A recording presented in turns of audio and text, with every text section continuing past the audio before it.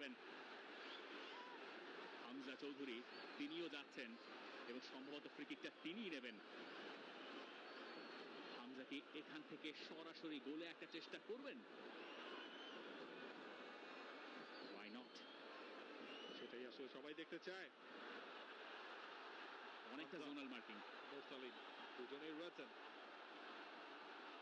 সেটা হামজা নিয়েছেন এবং হামজার গোল, যেই গোলের অপেক্ষায় ছিল ন্যাশনাল স্টেডিয়াম। চৌধুরী সাহেব গোল করলেন। বাংলাদেশের লিড, যে লিডের অপেক্ষায় সবাই।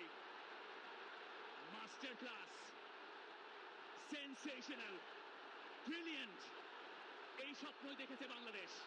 হামজার হুঙ্কার জাতীয় স্টেডিয়ামে ম্যাচের 13তম মিনিটে অবিশ্বাস্য এক ফ্রি কিক থেকে ওই অ্যাঙ্গেল থেকে এগিয়ে গেল Bangladesh. This is class. Hamza Chowdhury যেটা দেখিয়েছেন,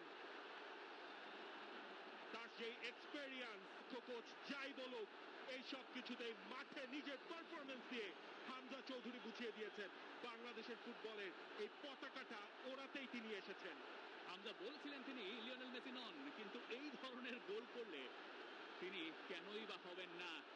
হামজা জানেন এখনো মাটিতে পা রাখতে হবে। হামজার চোখ ছিল বলে হামজা সেই কাজই করেছেন এবং গোলকিপার পেইসে বিটেন। পাওয়ার ছিল শটটায় এবং শেষে রিফ্লেকশন ছিল, কিন্তু অন টার্গেটে থাকার কারণে গোলটা হামজার কাছেই